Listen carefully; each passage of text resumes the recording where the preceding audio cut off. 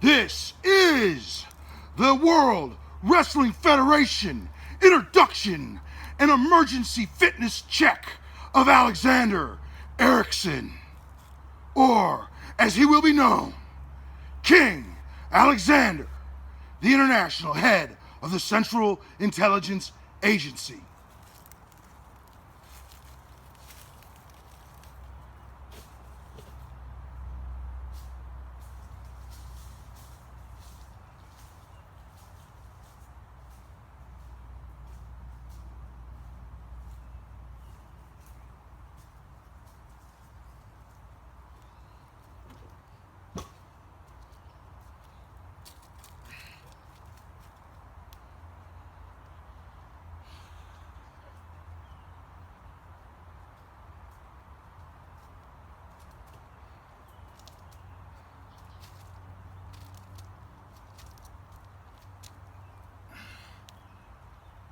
Greetings. I am Alexander. I thought it was appropriate at this time to come together and talk about logic and reason, product cycles, and different ways of getting things done. I am so sycophied by the sycophants that allow the pornographic apartheid to continue, that while what I possess and hold in my arms are mere tools of farming equipment, make no mistake, I am prepared to enter in the facility that I've been planning for 3 years, known as CIA Family Resources, a future institution of military and gangland homeland greatness, the likes that has never been seen in any besiege ever imagined or written about on mankind's earth or elsewhere, or as it may have been, or may be, or will ever be known or be written. My name is Alexander. My brand is strictly method, and I never ceded the F in World Wrestling Federation. What did that mean? It meant that when the WWF came to town, it wasn't just the WWF, it was the federal government making sure that when you take your girlfriend out after going to wrestling and you buy her ice cream and you have your soda pop and you have your burgers and fries, that you get that ass when the day is over. Because that's all you should have to do. I got you to the show. I got you a milkshake, baby, and now I'm gonna find out how good that fruit cup tastes in the morning. Okay, that's the deal.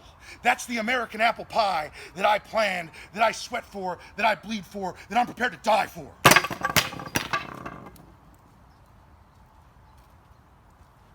I have another tool. Call this the Woodman's Pal. And I gotta tell you something, ladies, when I see it, it speaks to me about product cycles and messages and statements that go beyond the centuries of the modern era and computing and glass screen technology. It says on one hand, here's something that could cut a dick off. You could use this to cut someone's penis off if properly sharpened. But you wanna know what?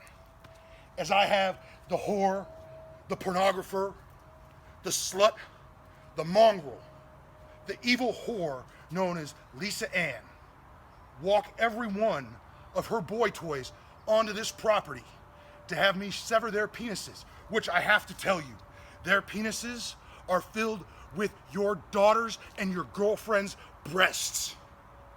These animals, these horrors of reality, came into town and they stole your daughter's breast muscle tissue. Okay, yes, breasts are made of fat, but there's also subcutaneous muscular tissue that these black people used, and they took from my own girlfriend, from the person that I call LDC and call a whore, from who she was to me, was someone who had already had her breasts sucked out so that some black man could have a large penis. But let me tell you something, ladies, something true that's been true for me for the ages, is that as every one of those white men that took their religious freedoms as far as they could, and as every black man stands there and I have Big Hoss resharpen this very rudimentary tool so that I can continue doing it, one thing remains true for time immemorial.